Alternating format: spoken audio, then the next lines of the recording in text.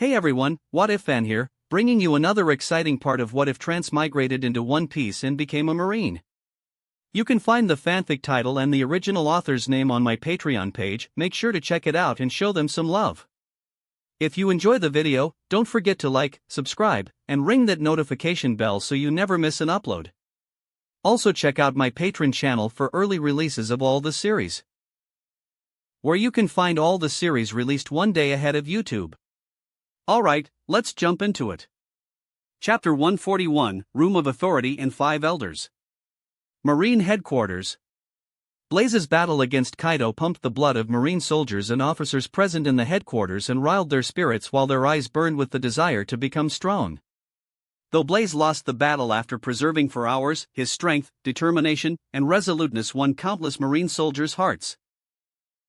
Oh, boy, Vice Admiral Tsuru, who stood next to Sengoku's side and thought in her heart, Sengoku, what do you plan on achieving by doing this? In fact, Blaze's strength is beyond Sengoku's expectations. As for why did this, he wants to boost the spirit of soldiers and at the same time, Blaze is standing among the Marines. Pangaea Castle, Mary Geos. Room of Authority, a large, expansive, and opulent room with tall alcoves and windows along the walls. It's where the five elders meet and give an audience to anyone who came to see them. Right now, they are discussing Blaze's fight with Kaido. One of the five elders, who had a scar on the left side of his face and a walking crane, spoke. His rate of improvement is fast. His strength has crossed the level of admirals and won't be long before it reaches the level of Yonkos. It should have been a good thing for us to have someone like him on our side, but considering his past actions we can confirm he hates world government. A tall and thin bearded man with long white hair expressed. It's time we decide what to do with him. If we wait anymore, he will be harder to control. We can't neglect him anymore. His ambitions are high considering his powerful conqueror's haki. He's different from Garp, but Sengoku supports him unconditionally. If we are going to do something, we have to do it now. The elder who holds the samurai sword with him uttered. Let's test him one more time. If he's dead set on opposing our authority, then we have no choice but to eliminate him. All the five elders discussed and agreed on the proposal. They knew leaving Blaze in the Marines is very dangerous as he's someone who doesn't obey the orders. With his strength, it won't be a problem for him to attain the ranks of Fleet Admiral, but then, will he listen to their orders? The answer is a big no. They could already foresee what would happen if Marines falls under Blaze's control. Blaze is a thorn in their eyes that needs to be eliminated as soon as possible. As for what method they are going to use, it's a mystery. Just like that, they voted Blaze's fate over a casual conversation. It's not surprising since they are extremists who would sacrifice a countless number of innocent people for the sake of maintaining the world government's authority and keep the world balance. Back to the battle. Blaze didn't stay unconscious for a long time. He regained his consciousness after half an hour, feeling the tearing pain all over his body. When he looked around, he was surprised to find the battle has already ended. And, when he saw Garp standing at the deck of the ship, he understood. Seeing him opening his eyes, everyone on the ship let out a sigh of relief. Where's Kaido? What happened? Blaze asked Regis while the latter narrated the following events. As soon as you lost consciousness, Akiji-san clashed with Kaido, but sensing Vice Admiral Garp's arrival, Kaido left with King and Queen, leaving behind the Devil Fruit. Blaze nodded his head in understanding. He knew even without Garp, Kuzan is more than capable of handling Kaido for some time. Healing his injuries with his Devil Fruit powers and vitality that recovered to some extent, Blaze sprang to his feet feeling rejuvenated. It's a rewarding battle as he experienced the true power of the Yonko and his strength has improved by a whole new level. He perfected his Ryuo or internal destruction completely, while he also grasped the advanced observation haki concept, future sight. Besides, coming in contact with Kaido gave Blaze the necessary insight into how to master the Haoshiku infusion. He's not Luffy as he couldn't comprehend it in the middle of the battle. He also came to know one thing. Haoshiku infusion can't be taught or trained, one should realize it themselves to use it successfully. Blaze is confident that the next time he meets Kaido, the result will be different. He's not arrogant enough to claim he will beat Kaido, but he certainly won't lose. At that moment, a system notification sounded in his ear, confusing Blaze as he didn't complete any achievement nor he defeated anyone. When he checked, he was surprised. Achievement complete, become a Vice Admiral. Reward, plus 2.0 hockey plus 2.0 free attribute point. Seeing this, Blaze smiled as he knew what it means. Sengoku promoted him to the rank of Vice Admiral as soon as his battle with Kaido ended. He then checked his status panel. Name, Blaze Hunt. Occupation, Marine. Constitution, 65.8. Devil Fruit, 63.7. Hockey, 64.3. Free attribute point, 6.5. All his attributes have increased exponentially. Aside from 2.0 hockey points and 2.0 free attributes points, he gained from completing an achievement. The battle with Kaido raised his Constitution attribute by 0.4, Devil Fruit by 1.0, and Hockey by 0.5. The major growth came from the Devil Fruit attribute as it rose by a whole 1 point thanks to him comprehending the true nature of the flames. Blaze clenched his fist, as he knew he's not far away from challenging Whitebeard. At that moment, Kuzan and Garp came over after commanding the soldiers to prepare to set sail. Wahaha, you brat, I thought you won't wake up for a week considering the injuries. You have improved. Garp laughed aloud while Blaze simply rolled his eyes. What do you think of Kaido's strength? Garp asked. I won't lose the next time we meet. I am just a little away from grasping how to properly utilize the Conqueror's Hockey. Blaze replied. Oh. Garp was surprised by his words. Chapter 142, Haushiku Infusion. Morning. Blaze recovered to his peak state while all his injuries completely healed after resting for a few hours, and even beings like Garp and Kuzan were amazed by the speed of regeneration. As for the other marine soldiers, they knew dumbfounded as they know how severely Blaze was injured. They thought it would take 10 to 15 days for him to recover completely. The first thing in the morning, Blaze went to find Garp for some tips. He knew the latter isn't good at teaching, but he's good with his fist, and that's what he wants. Surprisingly, this time Garp didn't hit him like always.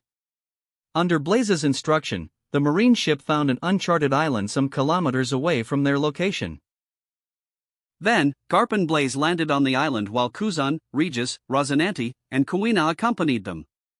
Brat, are you ready? Garp asked, knuckling his fist. Unlike other times, he had a solemn expression. Blaze wondered, is it because he's going to beat me seriously this time? I am ready. Blaze nodded his head and took a deep breath. He knew about Haushiku or Conqueror's Hockey infusion before. He even asked Old Man Magnus to teach him, but the latter stated it can't be taught. Only after his battle with Kaido, he realized the meaning behind his words. Hockey is nothing but willpower of oneself, but it gets complicated, divided into 3 types. Not everyone is capable of utilizing Conqueror's Hockey because they are not worthy or simply their willpower in itself isn't strong enough. Utilizing Conqueror's Hockey is similar to Armament Hockey but at the same time, different. Unlike Armament Hockey that's trained and stems from willpower, Conqueror's Hockey is just sheer willpower itself. So, Blaze disregarded all the complex things and went to the basics. Upon concentrating, Hockey or just pure willpower flowed to his right arm and coated his fist. Streams of dark purple energy emanated from Blaze's arm. Seeing this, Garp grinned. You still have a long way to go. With a thrust to his leg, Garp shot forward and punched his fist that sparkled in purple lightning while Blaze did the same. Boom! Their fists didn't even touch, but the impact itself generated a stream of black lightning followed by a powerful shockwave that destroyed everything in its path. As for Kuzan, Regis, Rosinante, and Kuina, they were pushed back not by the shockwave but by the overwhelming pressure brought down by the 2 Conqueror's Hockey users' clash. The clouds above didn't split or divide because the sky is clear blue with no clouds. Their fist isn't even touching? Kuina exclaimed aloud as this is her first time witnessing something like this, while Regis and Rosinante watched with their eyes wide open.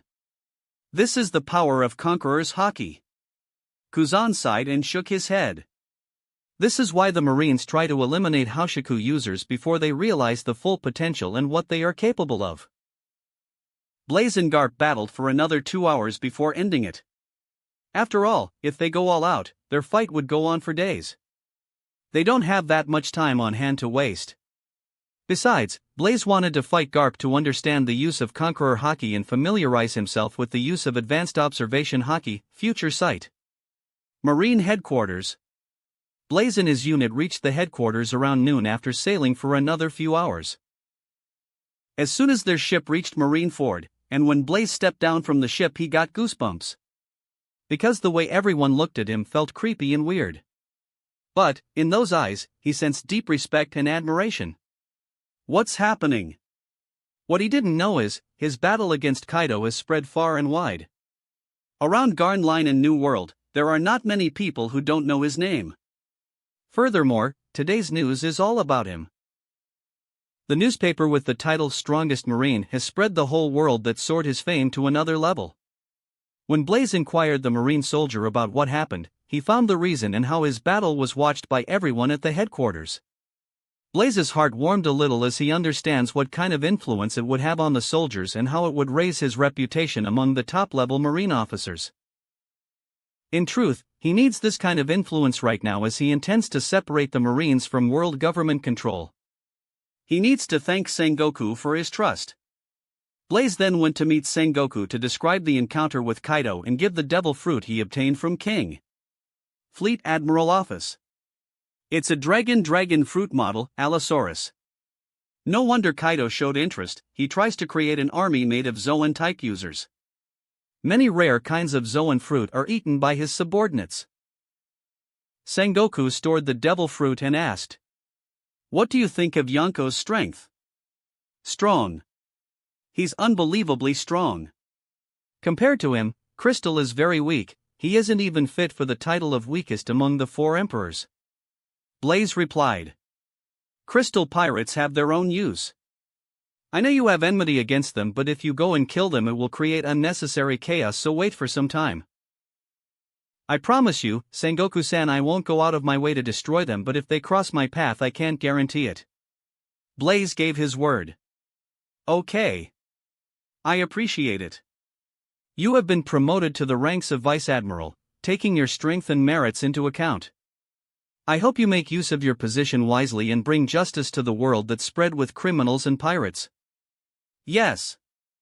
I know you just came back, but there's something that I need your help with. You have to make another trip to Amazon Lily. I plan to gather the 7 warlords for a small meeting.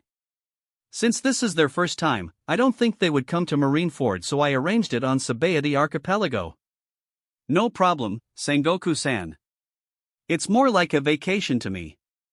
Blaze chuckled while Hancock's figure appeared in his mind. Chapter 143, Approaching Danger. Amazon Lily. Hancock lay in her bed, sweating, struggling to breathe while her entire face flushed red. Sander, Sonia and Marigold looked at Hancock in worry. As for Elder Nyan, her complexion changed when she observed Hancock's condition. She heard the latter's mumble, "I can't breathe, am I going to die?" "Yes," Elder Nyan replied in a grave tone. "What? Elder Nyan, this isn't something to joke about." Sander, Sonia and Marigold exploded in anger and warned her not to joke. But Elder Nyan's next words, "I'm not," made them realize the grave situation they are in. "How did this happen?" Elder Nyan placed the hand on her head in dismay. "Elder Nyan, do you know what's happening to Elder Sis? The former empresses suffered from the same illness before they died. I too caught it but survived as I left the country in time. Now, Hebeheim suffers from the same illness, love sickness." "Love sickness?" Both Hancock sisters revealed a bewildering expression. "Yes. Hebeheim, look at this article." Elder Nyan showed the newspaper that was circulated today with a striking title, "The Strongest Marine." But, what caught Hancock's attention is Blaze's handsome figure in a marine outfit confronting a huge azure dragon, Kaido. Much to everyone's shock, Hancock sat upright and snatched the newspaper from Nyan's hand. "Elder Sis, are you okay?" Startled by her sudden action, Sander, Sonia and Marigold asked with concern. Elder Nyan's face twitched as she knew what this means. To save Hancock, they have no choice but to call Blaze. Marine Headquarters. As soon as Blaze came out of the Fleet Admiral's office, his den mushy rang. Seeing it's an unfamiliar call, he was surprised a little. Hello? Hello. It's Elder Nyan. Oh, Elder Nyan. What is it? Blaze spoke, remembering he left his contact before leaving Amazon Lily. Blazekuan, I need your help. Can you come to Amazon Lily? Elder Nyan requested. What happened? Blaze asked, confused. Hancock is suffering from an illness, I think only you can help. Don't tell me. Blaze suddenly thought of the love sickness. Actually, I was put in charge to escort Hancock for the first Warlords gathering. Even if you didn't call, I would have got there in a day or two. Good. It's for the best for Hancock to leave the Amazon Lily for a few days. I will inform Hancock about your arrival. Okay. I will reach there in a few hours, Elder Nyan. Saying this, Blaze ended the call. After informing his unit to rest as he's more than enough to escort Hancock, Blaze left the headquarters by creating a huge firebird. Amazon Lily. Blaze reached the Amazon Lily around dusk. When he entered the Kuja Palace, he was welcomed by a large number of dishes cooked just for him. As for Hancock, she looked extremely beautiful clad in a purple outfit with a cute smile hung on her face. Unlike in the original series, she didn't behave extremely as she did in the original timeline as soon as she saw him. But, she avoided looking him in the eye and had a tinge of blush on her face like a young girl in love. Blaze didn't know how to react. In fact, he also likes Hancock not just because she's beautiful but because of her softer and compassionate side. He wants to spoil her. But, he wasn't in a hurry to accept the feelings as he first wants to feel and take some time to realize them. He wants to make sure he doesn't love her just because of her beauty. Hancock, I didn't think we would meet again so soon. How are you doing? I am good. Hancock replied, but she quickly turned shy. Next, Blaze enjoyed the huge feast prepared for them. During the feast, Elder Nyan asked, I am surprised that you fought that monster Kaido alone. You know Kaido? I know him long before he became the Emperor of the Sea and how strong he is. Anyone with little knowledge of the New World would know his notorious reputation. He's indeed strong. My attacks did nothing but scratch him. Blaze said, swallowing a huge meat piece. About the gathering of warlords, since it's the first time it will take place in Sabaody. Hancock, we will depart in 2 days. Okay, Hancock replied as soon as Blaze spoke. Blaze didn't stay in the Kuja Palace or city, rejecting Hancock's insistence, and went to the jungle outside of the city. He needs to utilize his time wisely and train. He doesn't want to taste defeat again. It frustrates him more than anything. Furthermore, a huge crisis is approaching his way. 2 days passed quickly. Blaze left the Amazon Lily with Hancock while the Kuja pirates accompanied the latter for her safety. Hancock didn't care as she trusts Blaze very much. Elder Nyan watched as their ship left the Amazon Lily. She thought in her heart. All of the previous empresses died because they tried to suppress their feelings by distancing themselves from their object of desire. By going with Blaze, Hancock won't suffer the same fate. The return journey wasn't so boring as Hancock accompanied him. Blaze and Hancock conversed during the entire course, both sharing their past and good memories. Blaze told about his ambition. Defeating the strongest man in the world, Whitebeard. And separating Marines from world government control. You will definitely do it, I believe in you, Blaze. Hancock spoke in a shy tone. Blaze smiled but thought in his heart, I know I can do it, but the problem is I don't have time. There's a reason for his worries as he was feeling uneasy over the past 2 days. He knew his senses won't lie and what this warning means. Some people are getting impatient. It won't be long before the world government make their move. This uneasy feeling didn't bring fear but only excitement to Blaze, but what troubles him is, will it affect the people around him like Regis, Rosinante, Kuina, and Hancock? Anyway, he can't stop what's coming. He can only face it head-on. Chapter 144, Gathering of Warlords. Sabaody Archipelago. The Gathering of Warlords is taking place today in Marine Base located at GR60. As for Blaze and Hancock, they reached Sabaody yesterday and spent the time touring the famous places. After having their breakfast, Blaze escorted Hancock along with her snake weapon Salome to the meeting site. Just as they neared, they heard a huge commotion from the distance. "You, what are you doing? Why are you attacking me?" "I am not, my hands and legs are moving on their own." When Blaze took another few steps, he noticed what's happening.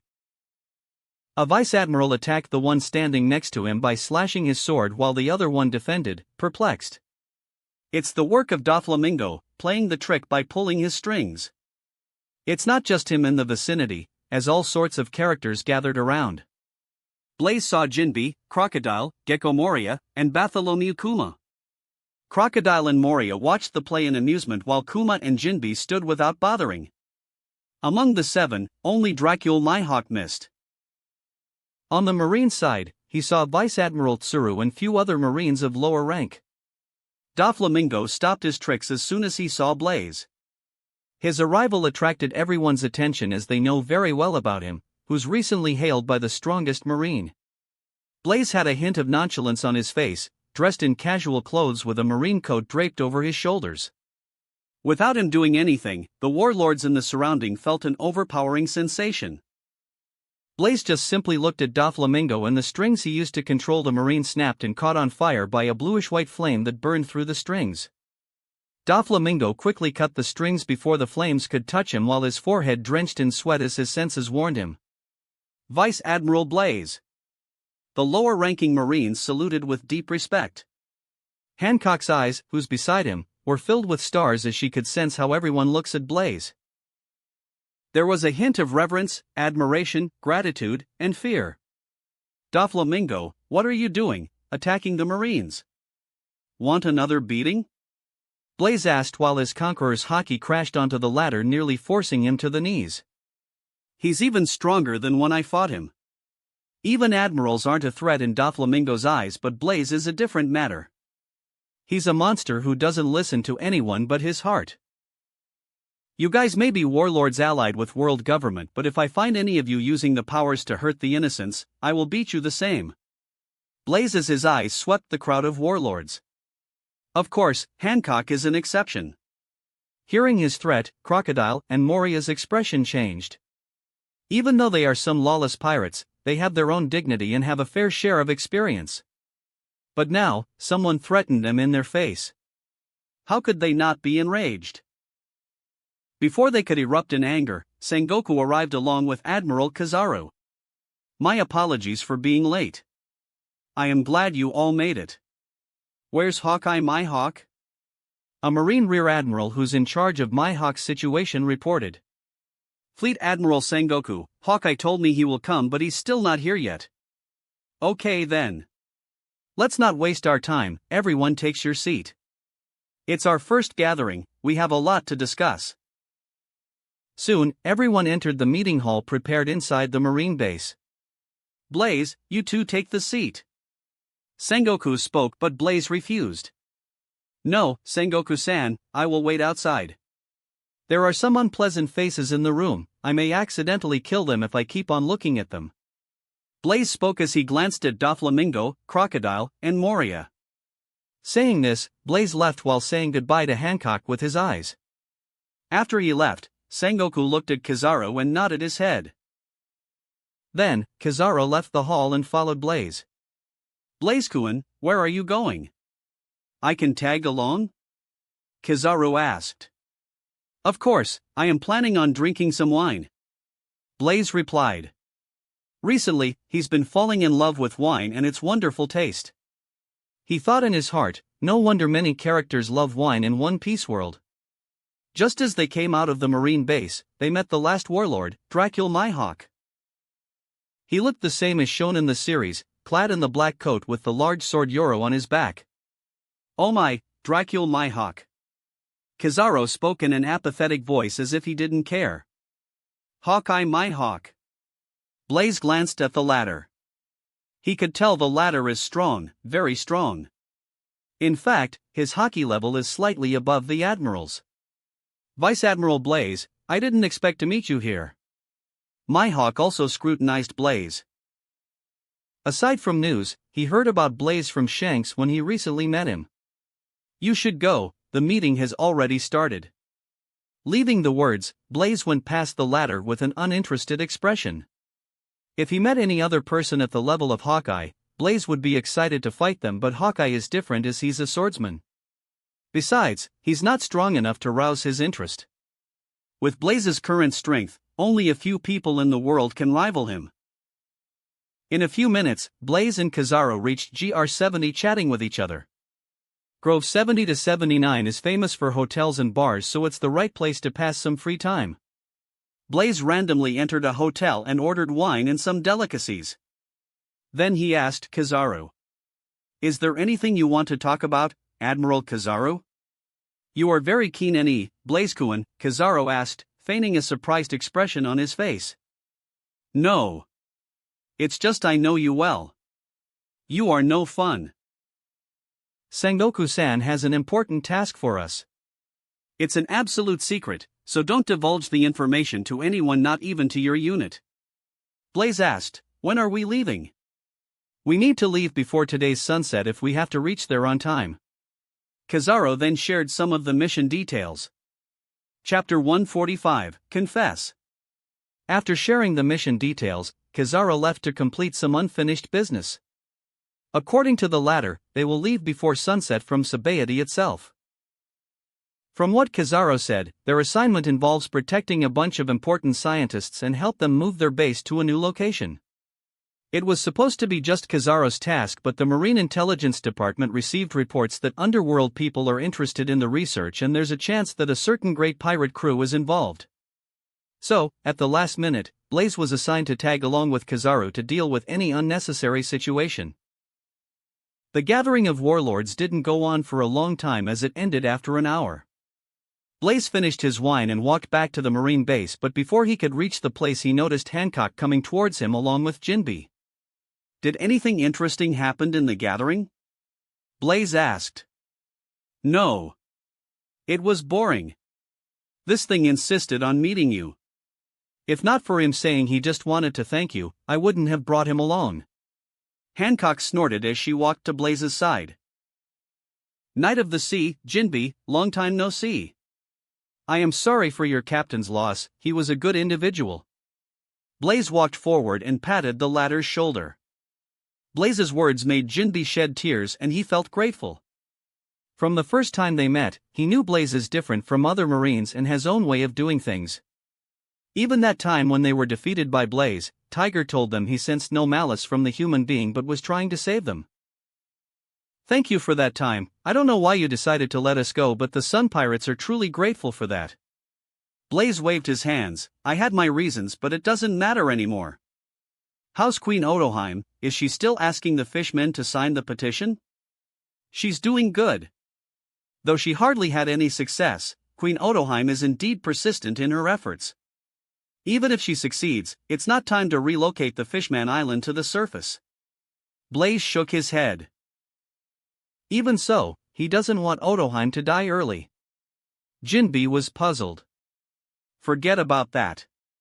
You have someone called Hody Jones in your ranks, right?" Jinbe thought for a moment and nodded. "Yes. Keep an eye on him for me." "Why?" "Just do it. It's better if you do it yourself and monitor all his actions, then you will understand." "Okay," Jinbe agreed. "It's because the request is from Blaze. If it was someone else he would have just scoffed off at that person." "See you then." Blaze bid farewell to Jinbe and accompanied Hancock to her ship. Just as they walked for a few minutes, Blaze gently grasped Hancock's hand and spoke, "Hancock, after you leave I don't know when we will meet again, so I thought a lot." "I don't know when it happened, but I have fallen in love with you." Hearing his words, Hancock's heart pounded while sweet feelings covered them. Her face was flushed to the extreme and she didn't know how to respond. It took time for Blaze to admit that he started to love Hancock as his heart is filled with ambition and resolve to become the strongest person in the world. He aims to defeat Whitebeard, who stands at the peak of this world. But today, he had a sensation that he should say what he feels, otherwise he may regret it for a lifetime. It didn't take long for them to reach the port area where the Kuja pirate's ship is docked. The entire time, Hancock quietly followed Blaze without speaking. Discerning the latter's state of mind, Blaze took the initiative. He suddenly grabbed Hancock's waist and pulled her to him. Lifting her chin slightly with his hand, Blaze kissed her gently on the lips. Savoring her lips for 10 seconds, he freed Hancock, who stood still like a statue as if she had lost all the ability to reason. In fact, this is also Blaze's first time kissing a woman since he didn't have a girlfriend even on Earth. During his time on Earth, he's worked in a gaming company, and his life revolved mostly around home and office. He wanted his life to be adventurous, but he didn't dare to try anything. The time he felt truly alive is when he let his imagination run wild, or while reading his favorite novels, mangas, or when watching anime. But when he transmigrated, his personality took a 180-degree turn as he had enough of his boring past life. This time, he wanted his life to be radiant, full of adventures and battle. He yearns to laugh uproariously in presence of death. So what if he dies? He will breathe his last with a sense of peace and fulfillment that he had done as his heart desired. Confessing to Hancock, Blaze felt his mind got clearer than ever. Caressing her soft cheek, Blaze spoke softly. In this life, you are mine and my everything is yours. Hancock bit her lip, while her eyes turned red and soon burst into tears. Without wasting any second, she plunged into Blaze's arm and embraced him tightly, feeling the warmth. Hancock knew Blaze as someone she would give her life for and someone she could love forever. He expressed his love even though he knows her past. What more could she want? In the meantime, the Kuja pirates looked at the lovely scene with their eyes wide open, and they couldn't believe what they were seeing. Did that man just now kiss Hebiheim-sama in her mouth? How dare he? Especially, Sander, Sonia and Marigold, they didn't expect her cold and arrogant sister would hug a man in broad daylight, and that too in front of so many people. So embarrassing. Chapter 146, Dr. Vegapunk. Unknown Island, New World. Blaze and Kazara left Sabaody and reached the secret marine base of the Marine Science Division around midnight. The island is tightly guarded by special soldiers who were dressed differently from normal Marines.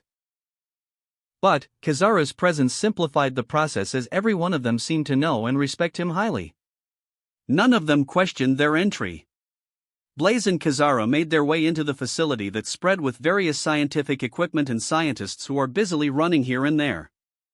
Soon, they came across a room that's full of tools, machines, half-finished cyborgs. All these things amazed Blaze to the extreme.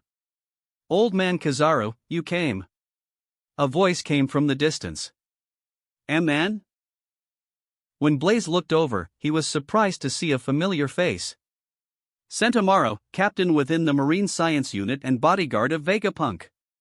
Noticing Blaze's presence, Sentamaro showed a surprised expression and asked Kazara, "Isn't he the Marine who was in the news recently?"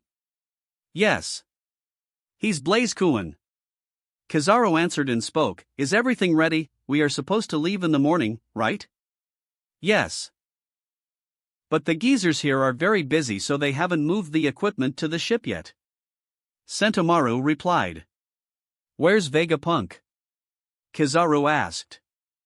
Sentamaro then brought them to a dark room with dim lighting. When Blaze entered, he took a breath of cold air as the room is packed with bottles full of devil fruits. It's his first time seeing so many devil fruits in one place. Though most of them are man-made that had an appearance similar to a smile, there are some genuine ones amongst them. From there, Sentamaro opened another metal door leading them to a large metal chamber that's spread with research papers and half-finished robots. There they met an old man wearing glasses who's at least 6 feet tall and looked healthy for his age. He was looking at something through a microscope with interest. Without a doubt, he's Vegapunk. He wore a standard white color robe over his striped shirt and yellow gloves. But something caught Blaze's attention as he looked around. He saw all kinds of research papers, giantification, cloning, artificial devil fruits, experiment on lineage factor, sea stone, and many unknown things he didn't even understand. Old man Vegapunk, Admiral Kazara was here. Sentamaro interrupted the research as if he didn't care. And Vegapunk didn't seem to mind the interruption. He gazed at Kizaru and spoke. "Oh, Admiral Kizaru, you are here. Your Pika Pika no Mi is a wonderful devil fruit. I have almost cracked it. It won't be long before I incorporate some of your abilities into the recent project of mine." Vegapunk seems thrilled about the results. "You came on time, I need more samples of your blood." "Dr. Vegapunk, we don't have time for that. We need to evacuate this facility now. Didn't you get the orders from world government?" Kizaru spoke, scratching his head. Vegapunk ignored Kizaru's words. "Who are you?" His eyes behind the glasses scrutinized Blaze and soon it glistened. "Such strong vitality," he muttered as he neared Blaze. "Dr. Vegapunk, nice to meet you. I am Blaze, Headquarters Marine Vice Admiral. I heard many things about you." Blaze introduced himself.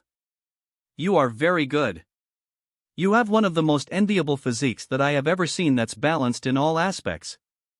Your physical strength can't compare to Kaido's, but with strong vitality, you are durable and can heal quickly." "Thanks," Blaze said, stopping Vegapunks from touching his body. Only then he noticed the latter's glasses displaying a string of data that's probably scanned from his body. "Can I have your blood sample?" "No." Vegapunk found rejection disappointing, but he didn't mull over it. He got past them and inquired Kizaru. "Where's the new facility? I don't want a similar thing to be happening again, it's interrupting my research." "The new facility is on an island near Redline and it won't show on any log. So if a similar situation arises, the Marines will send the fleet at a quicker speed. You won't have any problems there," Kizaru explained, slowly. "Okay. I will inform the others to vacate the facility and destroy anything that's of no use." After Vegapunk's order, the evacuation process was smooth. Meanwhile, Blaze left Vegapunk's room and toured the science facility that's full of oddities. One particular research chamber caught his attention. He saw Caesar Clown experimenting on the prisoners that were sent here instead of impelled down. Caesar injected some kind of serum into the prisoner, who violently twitched and screamed in pain. Looking at them in amusement, Caesar laughed. "Shurararo, indeed, this is the pinnacle of science. Experiments with live subjects. I like it here because we can do whatever we want. You can kick or scream. But no one's coming to save you. As the prisoners of world government, no one would show sympathy to you all. Is that so?" Blaze walked over. "Who are white?" Caesar looked back but stopped his words as soon as he saw Blaze. You are the Marine who fought Kaido a few days back? You got any problem?" "No. Even though they are pirates, they are also human beings. Not every one of them is evil." Blaze spoke while Caesar nodded his head. In fact, he's a little afraid of Blaze as he saw the battle between him and Kaido via Den Den Mushi's projection. He won't forget it as he knew how strong that monster Kaido really is. Blaze continued. "Didn't you hear the announcement just now? Evacuate the facility and transfer the required equipment to the Marine battleship at the port." Chapter 147, Meeting Crystal Pirates Again. Next morning, 6 Marine battleships cruised the sea arranged in a compact formation. 4 on each side protected the 2 in the middle. It's been 2 hours since they left the former Marine base of the Science Division. Right now, they are heading to Punk Hazard, where the new secret Marine base has been created for the Science Division by the world government. Considering the number of resources, manpower, and protection invested by the world government, one can imagine how important the Science Division is to them. As they even sent some of the best world government agents for protection aside from the Marine soldiers. Blaze suspects that even Cypher Pole are concealed amongst them. Blaze was in the lead ship that's at the front, while Kizaru and Sentamaro stays in the middle ship with Vegapunk, Caesar Clown, and other scientists. Just as Blaze was standing on the front deck and enjoying the morning sunrise, he suddenly noticed a fleet of ship shadows in the distance. Not just him, the Marine soldiers on the lookout also noticed the incoming ships and alerted the entire Marines. In no time, the fleet of shadows grew clear. There were 10 ships, all of them are equal to the size of a marine battleship. Among them, on the lead is a large ship with a Jolly Roger of a skull with a crystal design. Crystal pirates. Blaze's eyes turned cold with a hint of killing intent. Not just crystal pirates, he saw other renowned pirates of the New World along with the people of Underworld. Blaze frowned as he found it surprising to see them allied with the same goal. At that moment, Kizaru's figure flashed beside him. Staring at the ships in the distance, he spoke. Crystal pirates, they are the worst enemy to face on the sea. It's going to be troublesome. His ability is similar to Kuzan. If he uses them, we will lose our ability to move and become immovable targets. Blaze nodded his head as he experienced the latter's ability firsthand. But like Kizaru, there's no change in his expression, as if he didn't care. What do you think we should do, Blaze-kun? Kizaru asked. Blaze.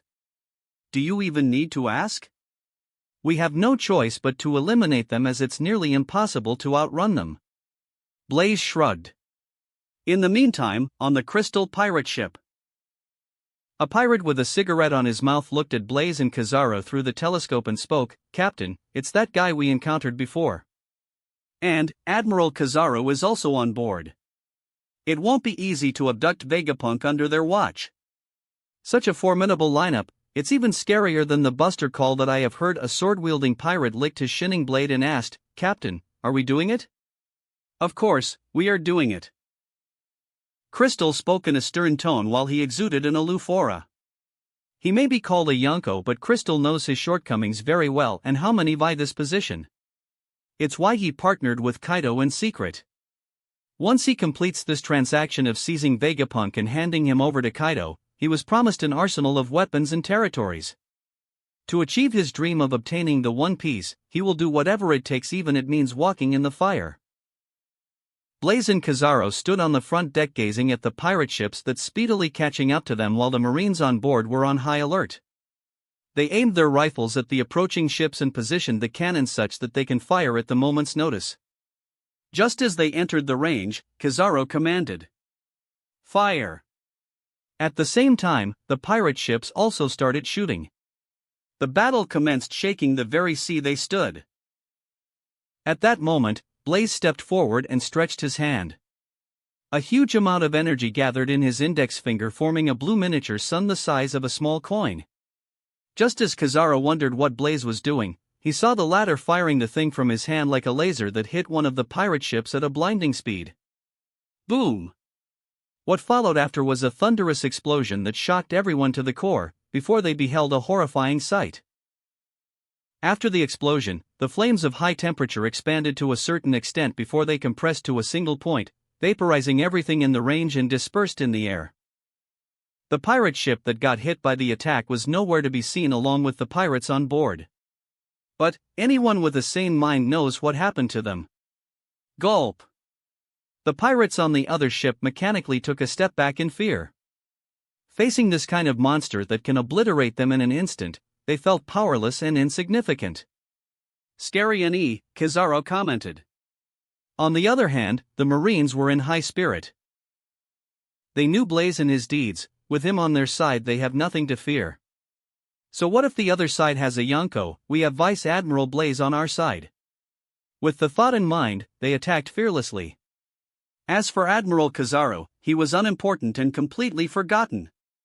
In the meantime, Vegapunk, Caesar Clown, Senamaru, and other scientists watched the battle from the distance, guarded by world government agents. He's a monster like Kaido. The Marines got another powerful figure on their side. It's the right decision to team with the world government. Caesar Clown sweated as he mused.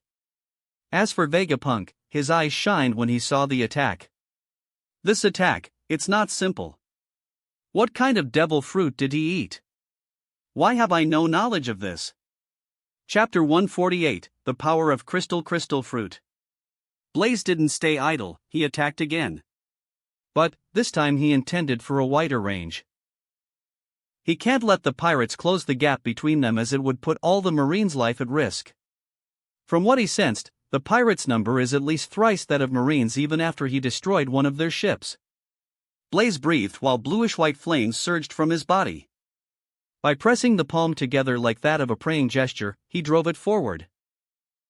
The flames surged from his palms like an inferno and burned forward, growing into a wide one, enough to annihilate the pirate ships in one fell swoop. Noticing his attack, the Marines cheered and fired the cannons enthusiastically as if the victory is in their grasp. On the other hand, aside from Crystal Pirates, the other pirates and underworld people nearly pissed their pants facing Blaze's flame, as they witnessed what happened before. They don't want to scatter as ashes by the wind. Left with no choice, they all looked at Crystal for help. They knew he's the only one in their group who can stop the flames and fight Blaze as his equal. Crystal snorted and spread his hands, shooting a long crystal shard from his hands that connected to the sea and crystallized the entire seawater into the crystal that had a purple hue inside them. As far as one's eyes could follow, it was covered in crystal.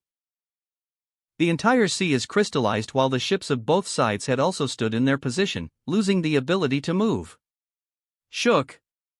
The terrain quivered for a moment before a huge crystal wall of around 25 meters sprouted from the ground, covering the pirate ships thoroughly. It totally obstructed everyone's view. Even Blaze's flames can't break through such a sturdy crystal wall and hit the pirate ships that are protected behind. Everyone gasped at the sudden change in the situation. It seems they underestimated the Yonko. But Blaze wasn't done with the attack. Before the flames could strike the crystal wall, Blaze undid the pressed palm and thrust them again.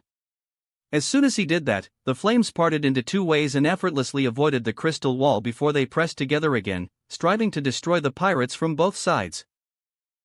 Crystal was quick to react as he raised another layer of protection with his ability on the sides, but he failed to notice that Blaze's flames weren't the same as he encountered before.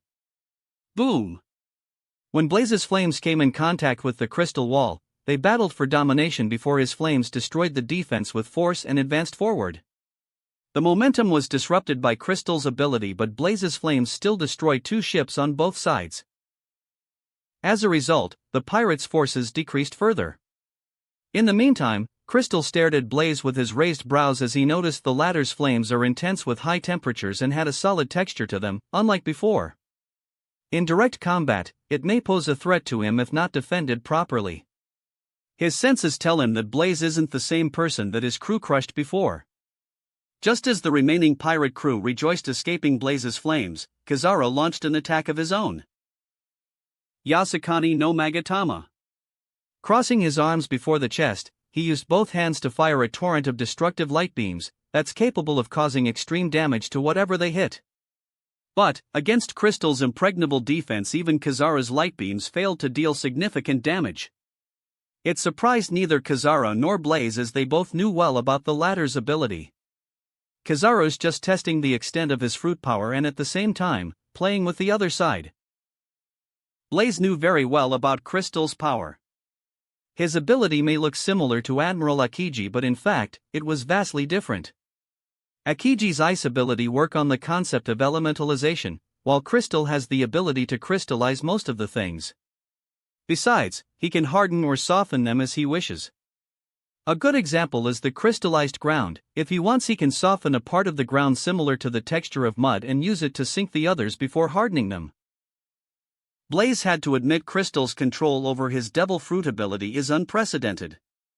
With all his skills combined, he's indeed a terrifying opponent. If Blaze compares Crystal's use of devil fruit ability to his attribute point, it would be above the 70 bar limit. But, Blaze too has promoted the power of his devil fruit to the next level. The result won't be the same as the last time. I will take Crystal, you watch over the others, Blaze uttered to Kizaru. Okay. Both the sides jumped from their respective ship and faced one another. On one side is Marines and on the other side are pirates and underworld people. Left with no choice, both sides confronted one another after their superior's command. Clash. The sounds of metal clanking and the burst of blows reverberated across the surrounding. Meanwhile, Blaze too leaped from the ship and faced Crystal, who still stood in the same spot, looking at him while his subordinates went to stall Kizaru from rampaging. I should have killed you the last time when we had met. Crystal shook his head in pity. You should have when you had the chance. Not anymore. Saying this, Blaze waved his hand while a solid staff bluish-white in color actualized in his hand. It emitted a horrible heat and sense of oppression. Imbuing them with Conqueror's Haki, Blaze rushed forward and brandished the staff horizontally with everything he got. The staff led a trail of black bolts of lightning that sparkled in all directions. As for Crystal, he produced a sword made out of black crystal and coated them with armament Haki before waving at the direction Blaze's attack was coming from. Bang! The strikes collided for a brief second before a cracking noise echoed, followed by a thwack sound. Crystal's sword scattered and Blaze's staff banged Crystal's face, smashing him way back. Crystal's figure flew back for hundreds of meters before crashing into the ground. Chapter 149, Blaze vs. Crystal. Though the strike connected perfectly, Crystal was quick to react, and at the last moment, he enveloped his face with a layer of crystal and further strengthened them with armament Haki. Still, Blaze's attack injured him to some extent. Raising to his feet the next moment, Crystal wiped the blood off his lips and sent an incredulous look at Blaze. You can imbue your strikes with Conqueror's Haki? How? Crystal clenched his fist as he found it unbelievable. He has been in the sea for how long, but Blaze mastered something that he couldn't do for years. Why? Crystal was unreconciled and his heart couldn't accept the reality. Controlling the wildly running thoughts, Crystal faced Blaze. He knew the latter isn't the same person that he battled before. A small mishap may take his life. Before Crystal could settle, Blaze attacked again. A miniature sun of terrifying temperature reached before his face. Not underestimating the attack, Crystal erected a huge crystal wall that sprouted from beneath his feet, completely enclosing him. Crystal was right about that. As soon as Blaze's miniature sun touched the wall, it exploded, triggering a strong current of intense heat that began to melt nearly indestructible crystal wall. Behind the wall, Crystal frowned as he felt the temperature of the flames is higher than he faced last time, so he further augmented them with Haki. Taking the opportunity, Blaze rushed forward and smashed the crystal wall heavily with the staff that's imbued with Conqueror's Haki. The drive and strength behind the attack shattered the crystal wall and advanced forward to strike Crystal, but the latter seemed to have expected it as he crossed the hands with his arms crystallized. The attack pushed Crystal back as his feet skidded for a few meters before stopping. Blaze is strong, without a doubt, but Crystal is in the league of his own with ultimate defense granted by his crystal fruit. Blaze and Crystal clashed with everything they got. Little by little, Blaze tactically lured Crystal far away from the battlefield so that he can unleash his powers without any worries. He doesn't want to make the same mistake that he had done last time. Besides, the reason why Blaze suffered last time is mainly due to Crystal's weird ability, but he's prepared this time. Are you wondering why your ability isn't working? Do you really think I won't be able to counter it the second time? Blaze smirked. Crystal scowled while glaring at Blaze. He's indeed surprised by the latter's ability to prevent them. Crystal's ability indeed bothered Blaze last time and nearly took his life. As for what that ability is, Crystal can crystallize even the air, and if it was inhaled, it's the end. With the microcrystal that's inconspicuous to the naked eye, it's extremely hard to notice and defend against. Once someone inhales the microcrystals, Crystal can restrain the other party's movement, even control or kill them without much effort. But Blaze can burn these crystals as he's the sun itself. The last time he failed to do that because his flames weren't intense enough to destroy them. Furthermore, Blaze wasn't the same person who faced Crystal before. He improved drastically in this short time. He comprehended future sight and learned how to imbue his strike with Conqueror's Haki.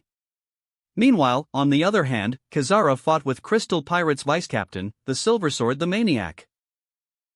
He may not be as strong as his captain Crystal, but he's also a powerful foe with a 1.2 billion berries bounty on his head. A reckless and bloodthirsty swordsman with extraordinary skills. Even Kazara, who's an admiral, can't defeat him in a short time. Ama no Murakumo, Sword of the Gathering Clouds of Heaven, Kazara clashed with Silver Sword by forming a long sword out of light. Vegapunk, Sentomaru, and other scientists remained on the ship. As for Vegapunk, his sight is on the fight between Blaze and Crystal as he was fascinated by Blaze's flames. It was different from any other flames that he has ever seen. If possible, he wants to understand its meaning and merge them into his recent project. At the same time, he's also impressed by Blaze's strength. He muttered, "He's strong." Of course he is. Do you think someone who can fight Kaido and live is weak? He's even stronger than admirals. Caesar Clown uttered. Unknown to everyone, two men were also covertly watching Blaze's fight from one of the ships commanded by world government agents. They are none other than CP0, the strongest intelligence organization among Cypher Pol. No one noticed their presence. He's much stronger than we expected. It won't be easy to bring him down, just with our strength. It doesn't matter. Don't forget we came here to monitor his actions, not to fight. CP0 member who seems to be the one in command calmly spoke. Yes. Back to the fight. Blaze went all out as the entire region is surrounded by a sea of bluish-white flames that can incinerate anything. Even Crystal's abilities couldn't resist as they melted under extreme temperature. With a thought, flames around him came together and took an airy form behind Blaze. Soon, the huge structure came into the view. It was a titanic, many-handed shape with a face of Buddha at its center. It was similar to Hashirama's true 1,000 hands, but Blaze's didn't have that many hands. He only had around 200 to 300, but even that depleted half of his reserves, as he had to reinforce them with extreme temperature and further imbue them with Conqueror's haki. It was demanding, even to Blaze. As his opponent Crystal is someone with ultimate defense and powerful armament haki, it won't do Blaze any good to drag the fight. It's better to end it in a single move, if possible. Chapter 150. Defense versus Offense. Crystal glared over at the huge form behind Blaze and felt a sense of crisis. He knew facing whatever that ability head-on is a foolish decision, but what other choice does he have? Because running away from the attack isn't an option, his pride as a Yonko won't allow it. On the other hand, Blaze is taking the risk with the attack of this big as it consumes his haki too much. But, he has an edge over his opponent thanks to his advanced observation haki, future sight. Wasting no time, Blaze attacked by thrusting his palm. As soon as he did that, nearly hundreds of hands launched forward that are made of extreme heat and coated with haki. Facing a myriad of blue flame fists that came at him from all directions, Crystal simply stomped his foot, and the next second, like volcanic eruptions, crystal chunks that's as big as a small mountain boomed from the ground. Not just 10, 20, nearly 100 sprouted from the ground and shielded Crystal while some advanced towards Blaze. It was a good move as he defended and attacked at the same time. But Blaze, who has already seen the future, effortlessly evaded the crystal chunks and sent the attacks right at Crystal. Though the latter was able to block a few with brute force, most of them found their mark. The countless fists clobbered Crystal at the same time, forcing the latter to crystallize his body and further reinforce them with armament haki. But before the barrage of blows could end, Blaze drove his left palm forward. But halfway through the attack, he stopped as he perceived the view of Crystal escaping. Under the torrent of flaming fists, even Crystal, who had nearly impervious defense, sustained injuries, so he promptly softened the crystal surface beneath him and slipped away. Though it may seem like the best move at that moment, it narrowed and restrained his ability. Blaze didn't expect that Crystal would make such a blunder, so he took the opportunity. "You aren't going anywhere?" Dispersing the ability behind him, he used the flames to actualize a myriad of spears and made them rotate at high speed. Aiming at Crystal's position, Blaze waved his hand. The spears zoomed forward. They didn't cover a wide area but centered on a small area targeting the latter's retreating point. And, Blaze arranged the spears in 4 layers. The first and second layers, that are entirely made of his Devil Fruit ability, would focus on weakening Crystal's defense. While the third and fourth layers are the real deal as they are reinforced with a huge reserve of his haki. Sensing the incoming danger, Crystal gritted his teeth and used his ability to create a dome made of hard crystals, but it couldn't stop Blaze's flame spears from penetrating it. Boom! The torrents of spears found the mark, and the next moment, they exploded, triggering a mushroom cloud and terrifying shockwave that consumed everything within a kilometer range. The aftermath of the attack even affected the battle between the Marines and pirates that's happening far away from the explosion. Kazara, who was fighting Silversword, stopped for a moment to mumble, gazing at the frightening cloud that reached the sky. Scary and if they confronted in the land, the scale of the attack would have destroyed the entire island. Vegapunk, who was watching the battle through some kind of advanced telescope, breathed quickly. There it is. That explosion is different than anything I have ever seen. If I could learn the mechanism behind it. As for others on the ships, they gulped, feeling the shockwave and intense heat even from such a distance. Back to the battle, Blaze hovered in midair utilizing his devil fruit ability. Below him, there's a kilometer-long crater with at least a 200-meter depth at its center. Crystal was in a sorry state with one of his knees touching the ground. His shirt was ripped to shred while burnt marks could be seen all over his body. Blood oozed from his left thigh and right abdomen area, exposing a punctured wound. Coughing a mouthful of blood, Crystal rose to his feet firmly while his wounds were crystallized to stop the bleeding. Blaze frowned, seeing the latter's condition. Though he knew very well about the latter's capability, he was still surprised. Now he understands why Crystal is called a Yonko and was undefeated by many great pirate crews that vie his position. Blaze knew Crystal's strength comes majorly from his devil fruit and how he uses it creatively. From the outside, it may seem like the latter using his ability too much, but it's the complete opposite. He actualized most of his ability from the sea that he crystallized at the beginning. Since he doesn't create them out of thin air, even if their fight extends for 3 or 4 days, he won't be exhausted. That's what makes him a formidable foe to handle. It's also the reason why Blaze chose to end the fight as soon as possible, but he just found it won't be easy. The fortunate thing is, Crystal is also human, as Blaze knew his last attack injured the latter to a certain extent. Facing another 2 or 3 strikes like that, even he will fall. Crystal's biggest weapon is defense, while Blaze's strong point is his offense. In this battle, the victory determines which or who is superior. That wraps up this part of What If Transmigrated into One Piece and became a Marine. Thanks so much for listening. As always, new parts drop every 4 days, so be sure to stay tuned. Also check out my Patreon channel for early releases of all the series, where you can find all the series released one day ahead of YouTube. If you enjoyed the video, don't forget to like, subscribe, share it with your friends, and please consider supporting the original author as well. See you in the next one.